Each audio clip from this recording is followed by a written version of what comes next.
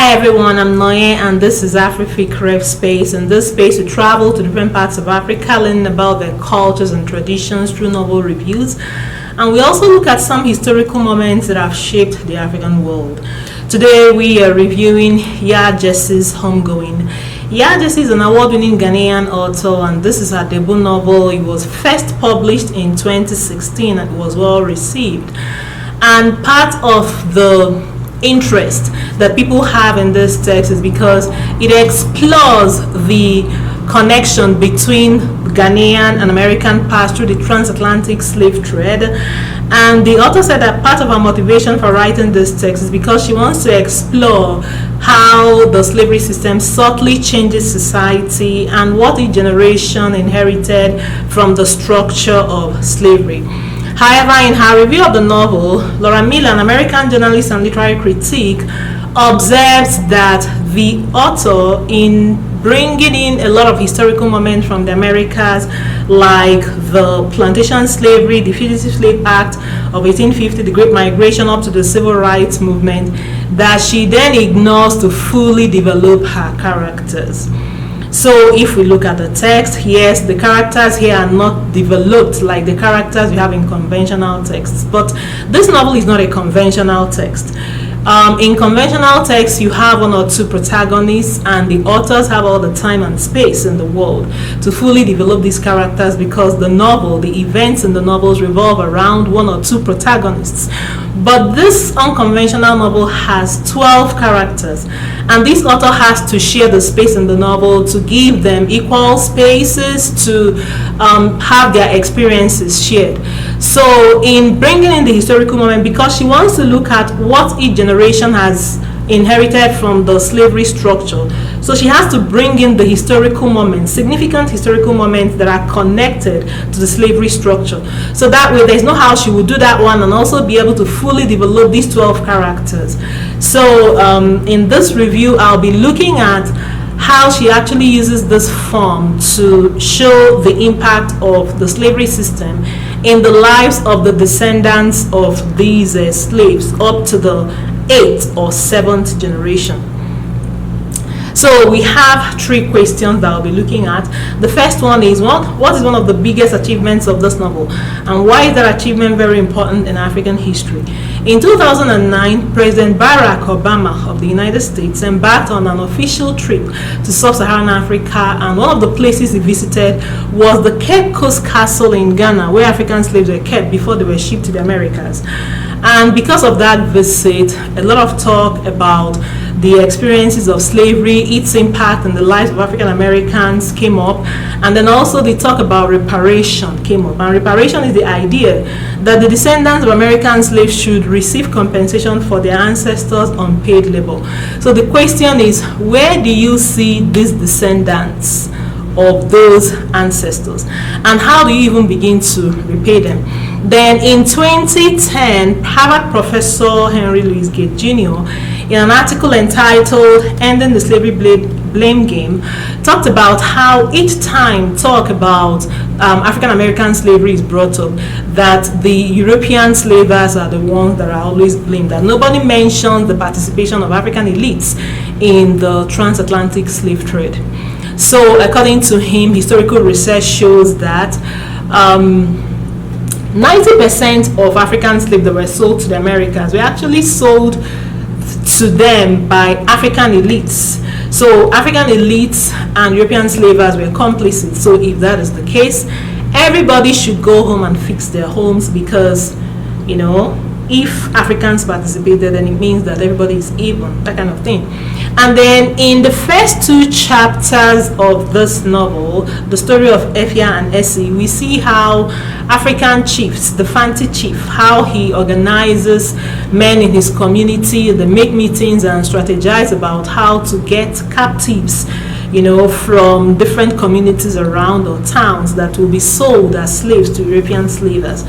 and then they make profit from the trade and use it to develop their communities. So, but this does not mean that Gyasi identifies with the position of Harvard professor. However, if we look at what she does in this text, like she tries to show the impact, what each generation inherits actually. Like if we look at the slavery plantation, and then we look at Jim Crow law, we look at the Fugitive Slave Act of 1850, how if a slave runs away to the north, the people who catch the particular slave will return the slave to the south, that kind of experience. So she's able to trace it down and show how unhealthy and oppressive structures continue to create more structures that marginalize certain groups in society. So that is what she does with this novel. Then the second question is, how does she avoid a single story pattern and carry the parallel stories along?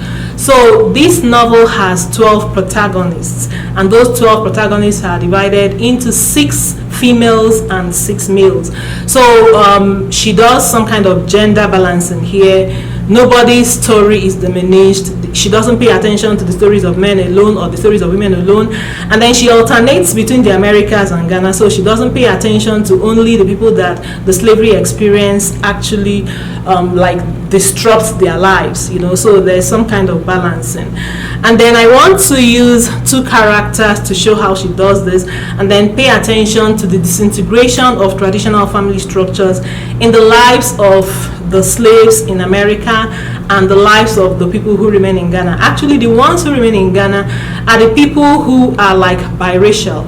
Ghanaian women and these European slavers actually intermarry, and so they give birth to biracial kids who don't have strong footing in the West and they don't have strong footing in Africa. And so their experiences of being outsiders or living in in-between spaces also affect the way they inhabit their world. So the 2 characters I'm going to use are Willie and Quay. So Willie is from Essie's lineage, and we find her in the south with her husband Robert. They moved during the Great Migration from the south to the north. They go to New York, and then in New York they encountered the miscegenation law, which states that blacks and whites should not intermarry. But somehow her husband is a colored man who actually looks like a white man, so he's mistaken for a white man, and he doesn't want to say that he's not a white man anyway. So, but he loses his first job opportunity because they think, oh, a white man and you are married to a black woman. And so when they realize that if they are seen to be together, that the husband will not get any job, she also will not get any job, they begin to act like strangers each time they leave their home. And then somehow it begins to affect them even inside their homes. And so at some point the man quits the marriage and this lady becomes a single mother. And in order to heal, she leaves that neighborhood to move to another neighborhood. And in this new neighborhood, she doesn't have anybody to help her to take care of her boy.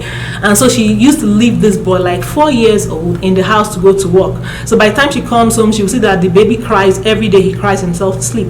And then he becomes an angry boy because of the psychological effect of being alone in the house. And then this woman, in trying to solve her loneliness problem, she hooks up with another man. And this man, also irresponsible, does not really take care of her like that. So she begins to do things alone again. And then she has a baby girl. Now this one is a baby girl, too tender. She cannot leave the baby for anyone. So she takes this baby to work, and she loses 2 jobs for taking her baby girl to work. And then sometimes she's not able to get the same kind of job that black men get because of gender inequality again. So the challenges that women face, actually, like black women face, are more than the ones that black men face. Sometimes she's evicted from her house because she's not able to pay the rent. So eventually her son becomes an angry boy and grows up with that anger. And because, in their environment and experience, black women are always like, they'll be in this relationship, before you know it, to break up, they hook up with another man, to break up. So one woman can have maybe 5 children from 5 different men, and then they don't have steady families, and so their sons also grow up to be responsible. Willie's son actually impregnates 3 different women and abandons them. So that's how they continue to reproduce children who know nothing about having steady family structures. Then the other person is Quay. Quay, his own problem is the biracial problem. He goes to Europe to study, then after that he returns, and in Ghana he's not seen as a full-fledged fancy person. In order for them to affirm his position there, they arrange for him to marry the kidnapped daughter of the Ashanti kingdom, and Ashanti king, she's kidnapped.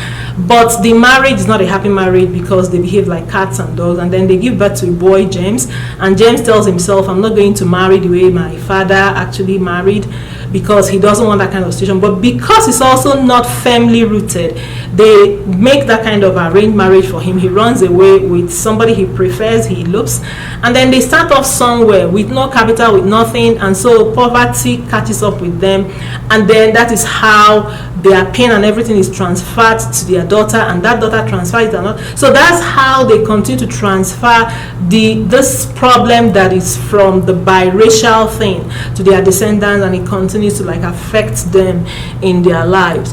So the third question is, how does she help her readers to remember these 12 characters? There are 12 characters. It's really difficult to keep track, but there's something that Gyasi does.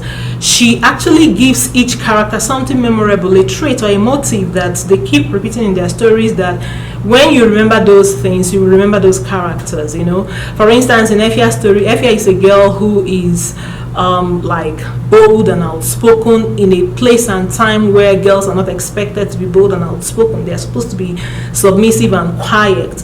So we see an example of this, her rebellious attitude, when the chief who wants to marry her visits them, and then during the time that they are entertaining the chief, everybody is eating, this girl suddenly asks the chief, what are you doing with the white man? You're working for the white man?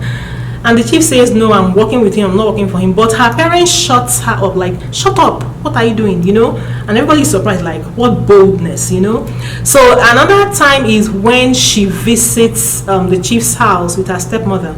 And that day, actually, the white man, the governor of the castle, is there. And then when the white man comes to address the household, the women of the chief, he tries to address them using the fancy language, to impress them, but he does not articulate it well, and so when he speaks, it's somehow hilarious. And then this girl giggles. She giggles in that space where everywhere is peaceful and quiet, everybody is paying attention to this white man who is the governor of the castle, and then she giggles and giggles when this man speaks, and everybody looks at her like, are you mad? They shut her up again. So she's this kind of person. So when you remember that rebellious girl that does not allow herself to be shut down, you remember Efia. Then the other character is Yor. Yor is from the descendants. He's a descendant of Efia too, and his own experience is that his mother is psychologically disturbed, and it affects him.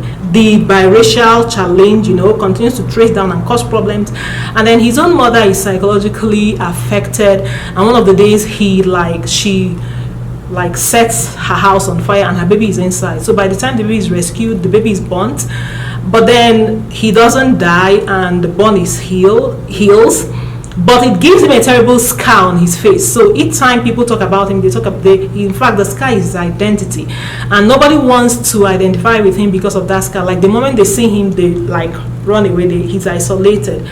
So that also affects him psychologically. No man wants to befriend him, and in fact, the only time he begins to even have a heterosexual intimate relationship is at age 55. So you can imagine how lonely he has been all his life. So when you remember you remember the scar. His own trauma is actually a physical defect on his face. Then finally, so that is how this lady actually helps the readers to keep track and remember the 12 characters in the novel. And then some of them I also remember because of the historical moments that they are steeped in. So finally, if you're looking to read a text, an African text that explores the experiences of African slaves in the dungeon before they are shipped to the Americas, or you want to look at their experiences in the plantation, this is the novel to sit with. If you have not read it, please pick it up and read it. It's very interesting. And then you have a lot of things about the history of Africa there, Transatlantic Slave Trade there. So if you like our review and you have not subscribed, please hit the subscribe button, like and share, and let me know what you think about this review. If you like it, your comments, your questions. Till next time, take care.